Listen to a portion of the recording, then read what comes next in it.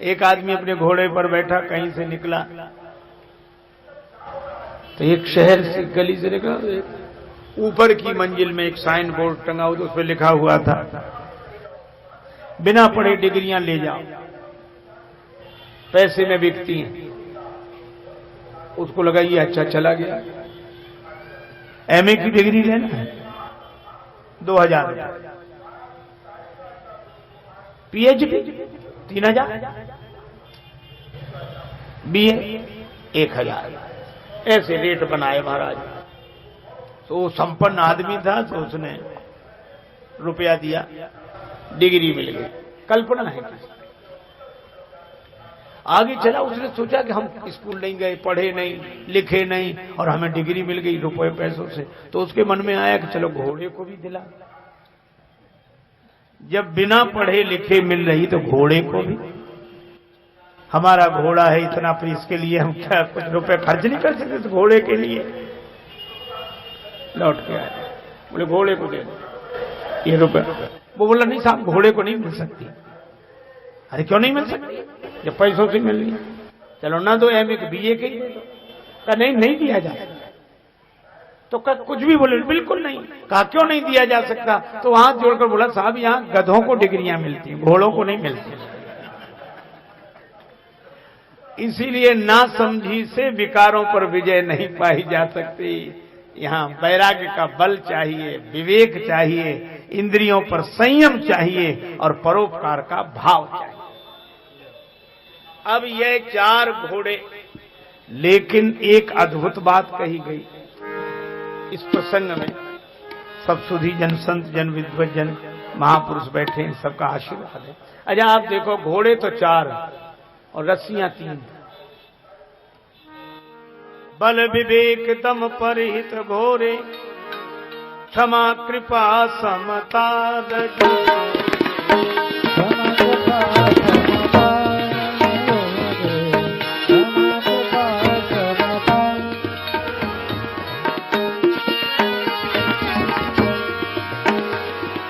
क्षमा कृपा समता समता जोरे, क्षमा कृपा समता जोरे, क्षमा कृपा समता।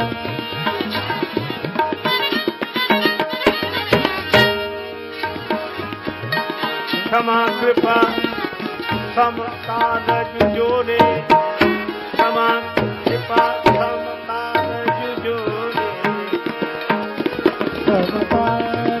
जोरे, क्षमा कृपा समता समता समता समता समता समता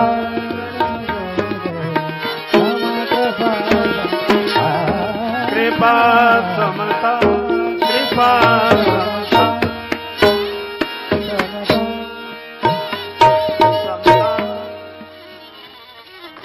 अच्छा घोड़े 4 और रस्सियां 3, क्षमा कृपा समता। तो कौन सा अश्व है जिसे स्वतंत्र रखा जाए? बल विवेक दम परिहित घोड़े और क्षमा कृपा समता। बहुत बार हम सोचते थे कि घोड़े 4 और रस्सियां 3। तो किसी ने कहा कि विवेक पर कोई अंकुश नहीं, विवेक तो विवेक। कोई बोला परिहित पर। अब अगर यही होने लगे झगड़ा तो 4 घोड़े हैं, कहेंगे हम ही मिले हैं बांधने के लिए, ये स्वतंत्र। पर मुझे जो पता लगा, बड़ा अद्भुत भाव। एक भक्त, उन्होंने कहा साहब ये रस्सियां 3 नहीं है, रस्सियां 3 नहीं है। हमने लिखा तो है क्षमा कृपा समता रजु जोरे। तो कहा कि भाई, वो बोले आपने गांव में रस्सी बनते देखी? गांव वाले रस्सी बनाते हैं। अरे हमने कहा याद आ गई, बिल्कुल बिल्कुल आप ठीक कह रहे हैं। वो लोग जो रस्सी बनाते हैं तो 3-3 लड़ियां रहती हैं और उसमें एक दूसरे में गुम्फित करके ऐसे बट कर बनाते हैं। इसमें रस्सी तो एक ही तरह की है, पर ये 3 लटों से मिलकर बनी हुई है। क्षमा कृपा समता रज जोरे। जिस रस्सी में क्षमा कृपा समता तीनों मिले हों, उस रस्सी से इनको नियंत्रित किया गया।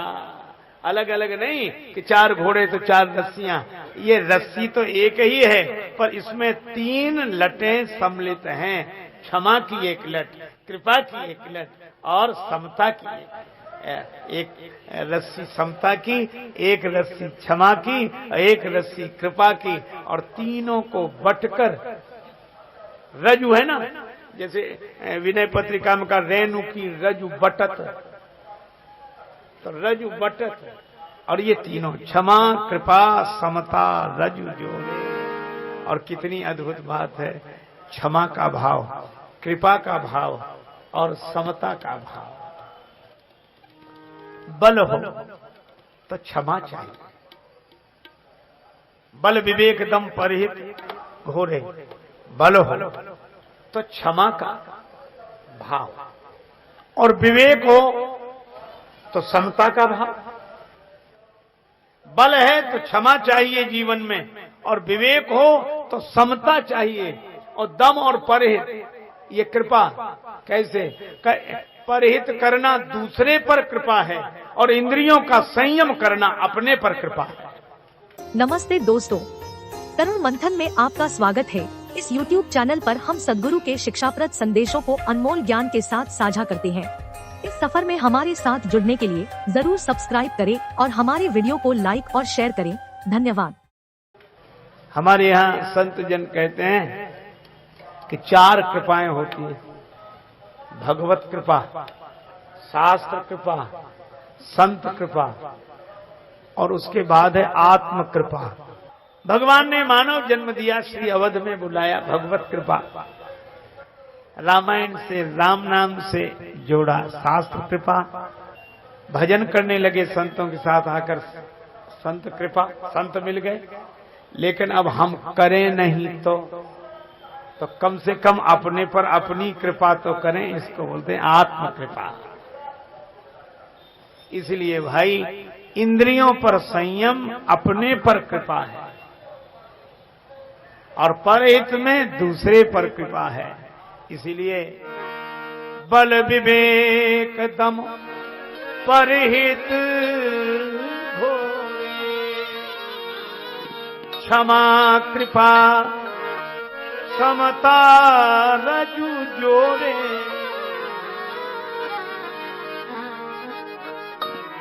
इस भजन सार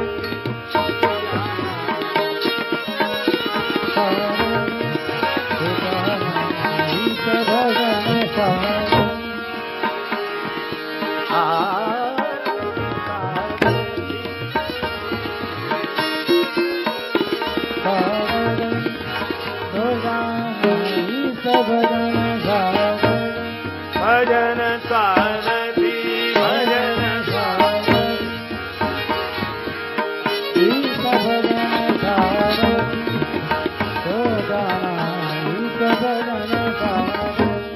भजन भजन।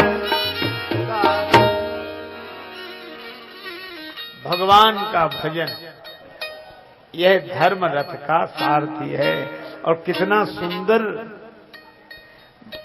संकेत है कि हमारा कितना ही धर्ममय जीवन हो। रथ में बैठकर विजय तो पाई जा सकती है, लेकिन रथ जब चले तो रथ को चलाने वाला तो हो। तो हम कितना ही धर्ममय जीवन जिए, लेकिन भगवत शरणागति के बिना इस धर्ममय जीवन से भी सफलता नहीं मिलती। देखो, सब कुछ सारथी पर निर्भर करता है। भगवान श्री कृष्ण शयन कर रहे हैं, अर्जुन सहायता मांगने आए। महाभारत का युद्ध अवश्यम भावी हो गया, सहायता मांगने आए। तो अर्जुन भगवान श्री कृष्ण के चरणों में दूर से ही प्रणाम करके बैठ गए, क्योंकि भगवान शयन कर रहे थे, चरणों की ओर बैठे। थोड़ी देर में दुर्योधन आए। दुर्योधन और चरणों में बैठ जाए, भगवान कृष्ण के सिर की तरफ बैठे। दोनों प्रतीक्षा कर रहे थे कि जागे, लेकिन भगवान श्री कृष्ण जैसे ही जागे तो उनकी दृष्टि अर्जुन पर पड़ी। जो चरणों की ओर बैठा होगा दृष्टि तो पहले उसी की तरफ जाएगी।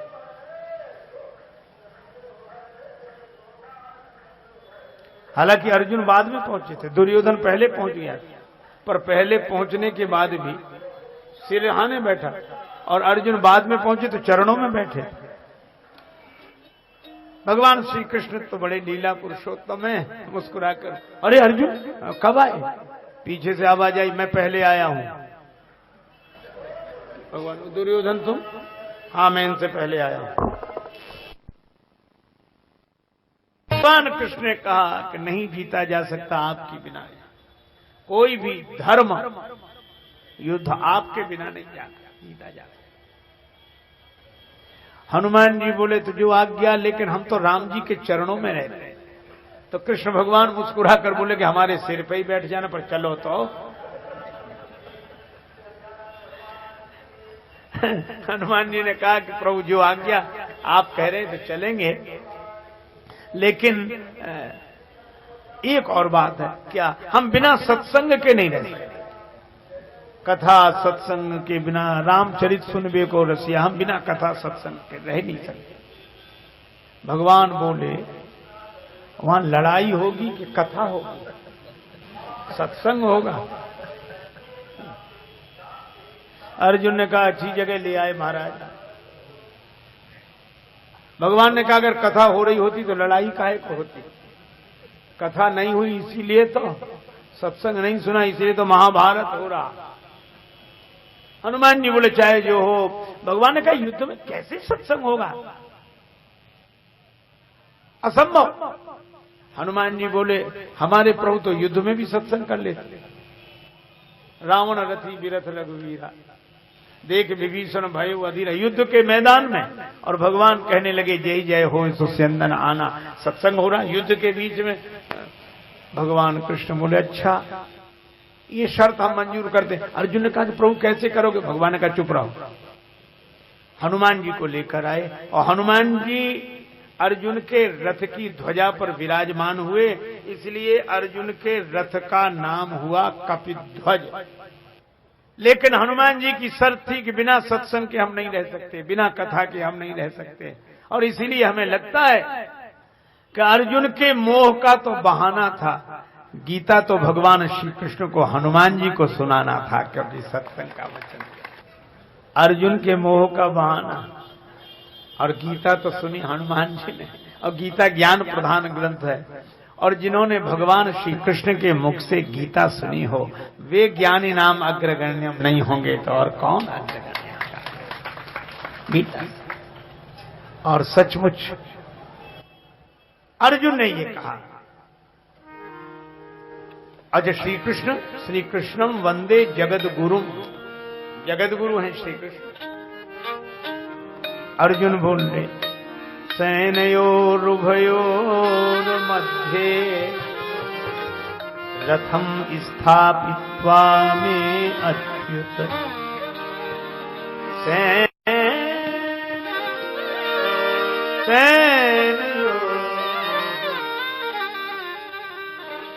गीता का श्लोक। अर्जुन ने कहा कि प्रभु आप सारथी मैं रथी। निवेदन यही है कि दोनों ओर से सेनाएं सन्नद्ध हो गई हैं, युद्ध के लिए तत्पर हैं, और मेरे रथ को दोनों सेनाओं के बीच में खड़ा करिए। दोनों सेनाओं के बीच में, सैन्योर रुभयोर मध्य। और संबोधन कितना सुंदर दिया, मैं अच्युत, हे अच्युत। और अच्युत का अर्थ है जो अपनी जगह से च्युत ना हो। भगवान ने कहा कि मैं तो रथ को बिल्कुल बीच में, ठीक बीच में खड़ा कर दूंगा, लेकिन तुम भी एक बात याद रखना। क्या? बोले तुम भी ठीक बीच में ही रहना, इधर उधर मत होना। और भगवान ले गए रथ को, पर अर्जुन ठीक बीच में नहीं रह पाए।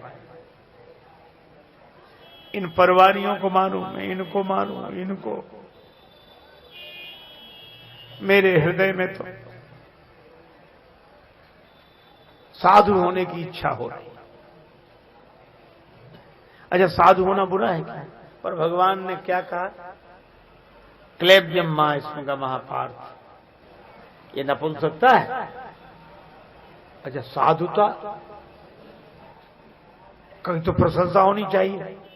ये वैसी बात है जैसे एक जज अनेक अपराधियों को फांसी देता रहा हो, मृत्युदंड देता रहा हो अपराध की वजह से, और उसी के सामने किसी दिन संयोग से अपना बेटा ही अपराधी के रूप में आ जाए और वो कहे कि ये तो बड़ा अमानवीय व्यवहार है, व्यक्ति को सुधरने का मौका देना चाहिए और फांसी नहीं और ऐसे नहीं। दया भी तो कोई चीज है, आखिर करुणा भी तो कोई चीज है, मानवता भी तो कोई चीज है। इनसे पूछो इतने दिन कहां गया था ये तुम्हारा ज्ञान? ये मानवता, ये दया करुणा की बात कही जा रही है, लेकिन मूलतः ये न मानवता है, न दया है, न करुणा है। ये बेटे को देखकर जो मोह जग गया है उसके लिए ये सब सारी बात है। अर्जुन ने इतनों को मारा, आज तक दया नहीं लगी, आज तक करुणा नहीं आई, आज तक क्या किसी का रक्त ही नहीं बहा होगा, लेकिन आज अपने ही दिख गए। तो अर्जुन ये नहीं कहते कि मोह हुआ है हमें, अर्जुन ये कहते हैं कि हमें वैराग्य उमड़ रहा है। साधु मोह निशा सब सोवन हारा। मैं आपको बताऊं, जहां गांव में कभी कभी जाने का अवसर मिलता है, शहरों में भी कथाएं होती, देर रात तक कथाएं होती, तो कभी कभी कुछ श्रोता ऐसे होते बेचारे जो कथा में सो जाते हैं। अच्छा ही है जो घर में नहीं सो पाते बेचारे, कथा में सो लेते हैं कम से कम। अच्छा सोना बुरा नहीं है, ये कोई पाप नहीं हो गया है, अब प्रकृति है, आ गई नींद तो आ गई। लेकिन आपने एक बात देखी होगी, कभी किसी सोने वाले ने आज तक ये स्वीकार नहीं किया कि हम सो रहे हैं, किसी ने। एक बार एक महात्मा कथा करते, एक सज्जन सामने ही बैठे, ऐसे करें बार बार। तो महात्मा जी ने कहा क्यों सो रहे हो? नहीं। फिर सोया। महात्मा जी बोले सो तो रहे हो? बोला नहीं। तो महात्मा जी ने कहा आंख बंद क्यों करते हो? बड़े ध्यान से सुन रहे। मतलब और लोगों को ध्यान है, यही एक ध्यान वाले हैं जो ध्यान से सुन रहे। अब महात्मा भी परेशान, वो माने नहीं कि हम सो रहे और सामने ही सो। तो संत भी एक युक्ति का प्रयोग किए, और तीसरी बार जैसे ही सोया तो संत जी ने यह नहीं कहा क्यों सो रहे हो ना, जैसे ही सोया तो महात्मा जी बोले क्यों जिंदा हो? तो तुरंत बोला नहीं। नमस्ते दोस्तों, तरुण मंथन में आपका स्वागत है। इस YouTube चैनल पर हम सद्गुरु के शिक्षाप्रद संदेशों को अनमोल ज्ञान के साथ साझा करते हैं। इस सफर में हमारे साथ जुड़ने के लिए जरूर सब्सक्राइब करें और हमारे वीडियो को लाइक और शेयर करें। धन्यवाद। अरे भैया मान ही लो कि सो गए थे तो हानि क्या हो गई? पर कभी कभी तो बड़ी विचित्र घटनाएं घटती है। कम से कम सोए तब तक तो कोई बात नहीं। एक आदमी तो कपड़े की दुकान थी, उसकी दुकानदार था, वो भी कथा में सो रहा, तो सोते सोते सपना भी देखने लगे। उसको लगे कि हम अपनी दुकान पर बैठे हैं, ग्राहक आया है और कथा हो रही है। उसके दो कान तो बंद हैं, सपने में दुकान चल रही है।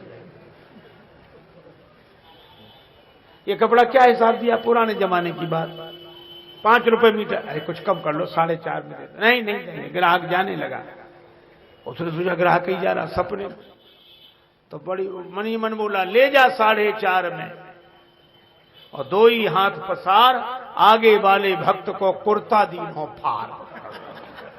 जो बेचारे एक सज्जन आगे बैठे कथा सुन रहे थे, उनका कुर्ता पकड़ा, फर दे, और फर की आवाज उसने देखा तो डांट कर बोले कथा सुनते हो कि कुर्ता फाड़ते हो? बोला और हमारा ग्राहक चला जाता तो। अरे बोले यहाँ ग्राहक कहाँ? अब अरे हम समझ रहे थे दुकान में ही बैठे, हमें क्या। आदमी जब इस सोने को स्वीकार नहीं करता कि हम सो रहे। अच्छा अभिमानी की एक प्रकृति होती है जो माने नहीं। अभिमानी, अरे अभी क्या मानी, जिसने कभी नहीं मानी वही अभिमानी। कभी नहीं। 2 आदमियों में झगड़ा हुआ, एक ने कहा ऐसा तमाचा मारूंगा 3200 दांत नीचे आ जाएंगे, तो दूसरा बोला हम ऐसा तमाचा मारेंगे तुम्हारे 64 दांत नीचे आ जाएंगे। तीसरा बोला क्यों रे 64 होते भी हैं? बोले हम तो जानते थे कि हम दोनों के झगड़े में तुम तीसरे जरूर बोलोगे। 32 इसके 32 तुम्हारे 64 पूरे। क्या हिसाब है अभिमानी का, जरा ये देखो। एक आदमी से कहा गया 1000 रुपए का इनाम, घोड़े पर बैठकर दिखा दो। घोड़ा ऐसा तुरंत गिरा दिया। वो बोला हम बैठा, घोड़े ने छलांग लगाई, एक हाथ आगे खिसक गया गर्दन पे, तीसरे सिर पे, चौथी बार गिर पड़ा। और जैसे गिरा लोगों ने कहा हार गया। कहने बोले कौन हार गया? इनाम निकालो। बोले पहले धूल तो झड़ा। बोले काहे हारे ही नहीं हम। ठीक, बोले हम तो आगे बढ़ रहे थे। आगे बढ़ रहे, जब घोड़ा ही खत्म हो जाए तो हम क्या करें, हम तो आगे बढ़ रहे। यह अभिमानी का गणित है। एक आदमी छत पर टहल रहा, छत पर नीचे से सड़क पर से एक आदमी दूसरा निकला, तो अब नहीं सोचे समझे पानी की पीक चला गया, उस बेचारे के सिर पे पड़ी। तो उसने कहा कि भाई साहब नीचे देखकर नहीं थूक सकते? तो क्या बोला, तुम ऊपर देखकर क्यों नहीं चलते? बोलो, वो बोला ऊपर देखकर चलते तो सिर का स्थान वहीं ही होता। एक भिखारी किसी के घर रोज जाए, मैया कुछ मिले, मैया से एक बुढ़िया थी, वो कभी कुछ न दे, कुछ नहीं बाबा जाओ। भिखारी चला जाए, पर भिखारी ठहरा रोज जावे और रोज बुढ़िया मना करे। एक दिन बुढ़िया घर में नहीं थी, वो गई थी मोहल्ले में कहीं बैठने, बहू थी। भिखारी आया, भैया कुछ मिले? तो बहू ने कहा बाबा कुछ नहीं, जाओ। भिखारी चला गया, रास्ते में बुढ़िया मिली। कहां गए थे? तुम्हारे घर। कुछ मिला? नहीं। क्यों? बहू ने मना कर दिया। सास बहुत नाराज। बहू कौन होती मना करने वाली? मना कैसे किया? चलो। भिखारी ने सोचा दोनों के झगड़े में हमें फायदा होगा, लौट आया। सास ने बहुत डांटा बहू को, तूने मना किया? हाँ। क्यों किया? आप रोज गए तो जो मैं करूंगी तो तू करे। कल से आई और अपना ऊपर चलाती, इस घर में मेरी चलेगी। मना करती तो मैं करती, तू कौन होती मना करने वाली? बहू को बहुत डांटा। फिर सास बोली बाबा अब मैं मना करने कुछ नहीं है, जाओ। ये अभिमानी का है। तो जब आदमी सीधी सी बात नहीं स्वीकार करता कि हम सो गए थे, आप सोचो सामान्य ढंग से सो जाए तो कोई ये नहीं मानता कि हम सो गए थे। तो मोह की नींद में सोने वाला कैसे मान ले कि हम सो गए? तो अर्जुन को मोह की नींद की झपकी लगी है। वे वैराग्य की बात करते हैं, साधुता की बात करते हैं। भैक्षम पीह लोके, मैं भिक्षा मांग के गुजर करूंगा, पर इस रुधिर से सने हुए राज्य को मैं नहीं स्वीकार कर सकता। भगवान ने कहा ये तुम्हारी महानता नहीं है, मोह है, ये नपुंसक का काम है। क्लेब्यम मा स्मगमा पार्थ। और ये कहा क्षुद्रम हृदय दौर्बल्यम त्यक्तोतिष्ठ परंतप, ये क्षुद्र हृदय की दुर्बलता छोड़कर मैदान में खड़ा हो। अर्जुन शिष्य हो गए। शिष्यस्ते हम साधिमाम त्वाम प्रपन्नम। तब भगवान ने उपदेश दिया और अर्जुन को तब बोध हुआ, और तब वे भगवान के हाथ के यंत्र बनकर लीला करते हैं। गीता कल्याणकारी ग्रंथ, पर ऐसा नहीं है। एक डॉक्टर साहब थे, उनके पास जब कोई मरीज जाए, डॉक्टर साहब चलो मरीज, भैया नियम तो कर ले। क्या नियम? एक श्लोक गीता का पढ़ते हैं बस। तो बैठा रहा और वो 2 मिनट में पढ़ के आ गया। चलो, तो मरीज को बहुत खुश हुआ कि हमारा बड़ा भाग्य जो ऐसे धर्मात्मा डॉक्टर मिले जो गीता पढ़ते हैं। तो मरीज बहुत खुश हो रहा था। लेकिन अंत में उसने कहा डॉक्टर साहब आप गीता रोज? हाँ नियम से। तो कौन सा श्लोक? भाई एक श्लोक पढ़ते हैं, आगे पीछे कहीं एक श्लोक। अच्छा, एक एक अक्षर मंत्र है उसका, हमने एक श्लोक। तो मरीज और उत्सुक हुआ, कौन सा श्लोक पढ़ते हो? डॉक्टर बोला जिसमें लिखा है कि अर्जुन तेरे सामने जितने खड़े हैं तू सबको मरा हुआ समझ, तू तो निमित्त मात्रम भव सभ्य साचिन, तू तो निमित्त हो जा। बोलो ऐसी गीता? अरे भाई, गीता में जो ज्ञान है उसका। पर अंतिम बात कह रहा हूं, ऊपर श्री हनुमान जी बैठे। भीष्म पितामह जब बाण वर्षा करते तो अर्जुन का रथ थोड़ा ही खिसकता, और अर्जुन जब बाण वर्षा करते हैं तो भीष्म पितामह का रथ बहुत पीछे तक जाता। अर्जुन भगवान कृष्ण से कहते प्रभु नीचे देखो, अपने रथ के पहिए थोड़े, उधर देखो पितामह का रथ उतनी दूर जा रहा। देखो ना आप, नीचे तो देखो। भगवान बोले नीचे नहीं, ऊपर देखो, ऊपर। कौन? श्री हनुमान जी। और इसका अर्थ यह है कि नीचे जो कमाल दिखता है वो ऊपर वाले की कृपा से ही होता है, इसलिए नीचे नहीं, ऊपर ही। एक दिन की घटना, कर्ण के तर्कस में एक ऐसा अमोघ बाण, वो इच्छा रूपधारी नाग था। वीरवर कर्ण को एकांत में पाकर आवाज दी तो मैं इच्छा रूपधारी नाग हूं, बाण बनकर तुम्हारे तर्कस में रहूंगा।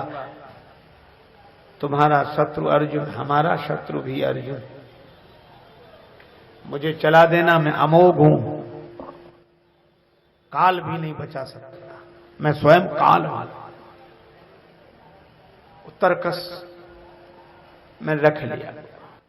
और जब कर्ण अर्जुन का युद्ध हुआ, लगा कि प्राण जाने की नौबत, तो वही बाण चला दिया। और वह बाण चला तो चारों तरफ आवाज उठी। देवता ये दृश्य देख, चारों तरफ आवाज उठी, भगवान बचा लो अर्जुन को। भगवान कृष्ण भी बोल उठे, हनुमान बचा लो अर्जुन। चारों तरफ आवाज उठी, भगवान बचा लो अर्जुन को। भगवान कृष्ण भी बोल उठे, हनुमान बचा लो अर्जुन को। और धन्य है हनुमान जी, अघटते घटन सुघट विघटन, ऐसी बिरदावली नहीं आन की। सुमिरत संकट सोच विमोचन, मूर्ति मोद निधान की। जाके गति है हनुमान की, ताकि पैज पूज आई, यह रेखा पुलिस फसान। और हनुमान जी को तो देर ही नहीं लगी। अतुलित बलधामम वीर बजरंग बली ने जो बल बढ़ाया, धरती फट गई। धरती तो फट गई, रथ सुरक्षित, रथी सारथी दोनों को लेकर पृथ्वी के नीचे चले गए। अब बाण ढूंढे के सामने कोई हो तब तो माने, वहां कोई है ही नहीं पृथ्वी पर। अब बाण चलकर नष्ट हो गया। और जब बाण चलकर नष्ट हो गया तो हनुमान जी फिर दोनों को लेकर ऊपर आ गए, रथ को लेकर ऊपर आ गए। भगवान कृष्ण ने कहा कि धन्य हो हनुमान जी, श्री राम अवतार में राम और लक्ष्मण को बचाने के लिए आप पाताल में गए थे, उनको बाहर लाए थे, उनको पाताल से पृथ्वी पर लाए थे बचाने के लिए। और आज भी कृष्ण अर्जुन को बचाने के लिए पाताल में लेकर चले गए। ऐसा कौन कर सकता है? यह श्री हनुमान जी। तो हनुमान, और इसीलिए जब युद्ध पूरा हुआ तो भगवान कृष्ण ने कहा, अर्जुन रथ से तुम पहले उतरो, फिर मैं उतरूंगा।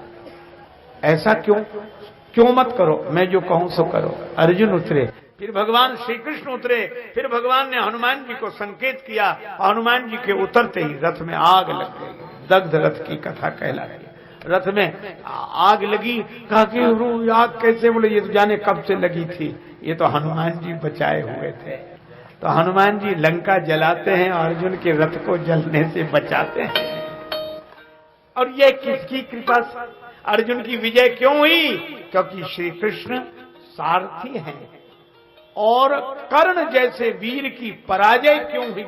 क्योंकि उनको सारथी मिला शल्य। और शल्य शब्द शूल से मिलता जुलता, इसीलिए शल्य चिकित्सा, चीरफाड़ शल्य। ये शल्य चुभता ही रहे, कर्ण को कमजोर ही किया जाए। जैसे ही रथ में बैठकर चले तो शल्य यही कहे, तुम अर्जुन को जीतने जा रहे हो, तुम क्या जीतोगे? तुम्हारे बस का कुछ नहीं, तुम क्या करोगे? अर्जुन अर्जुन है, अर्जुन। तो बेचारा इतना क्रोध में मेरे सामने अर्जुन की तारीफ करते हो, तो क्रोध कर करके कर्ण को कमजोर कर दे, इसलिए बेचारे हार गए। तो सारथी अगर कमजोर बनाएगा तो हम युद्ध में विजय प्राप्त नहीं कर सकेंगे। तो सारथी ऐसा जो हमें पुष्ट बनावे, जो हमें प्रोत्साहन दे, तो हम धर्म रथ में बैठकर तो चलें, पर हमें विजय दिलाने वाला सारथी कौन? ईश भजन सारथी सुजाना। ये सुजान सारथी क्या है? ईश भजन। और इसलिए समर विजय रघुवीर के, चरित जिस सुनहि सुजान। विजय विवेक विभूति नित, तिन्हि देहि भगवान। जय सिया राम जय जय सिया राम, जय सिया राम जय सिया राम, जय सिया राम। श्री तुलसीदास जी महाराज कहते हैं, समर विजय रघुवीर के चरित जे सुनहि सुजान। विजय विवेक विभूति नित तिन्हि देहि भगवान। लंका के इस महासमर की जो विजय गाथा भगवान श्री राघवेंद्र की चारु चरितावली है, इसको जो सुजान श्रोता श्रवण करेंगे, भगवान की कृपा से उनको विजय विवेक और विभूति की प्राप्ति होगी। मति में विवेक। नमस्ते दोस्तों, तरुण मंथन में आपका स्वागत है। इस YouTube चैनल पर हम सद्गुरु के शिक्षाप्रद संदेशों को अनमोल ज्ञान के साथ साझा करते हैं। इस सफर में हमारे साथ जुड़ने के लिए जरूर सब्सक्राइब करें और हमारे वीडियो को लाइक और शेयर करें। धन्यवाद।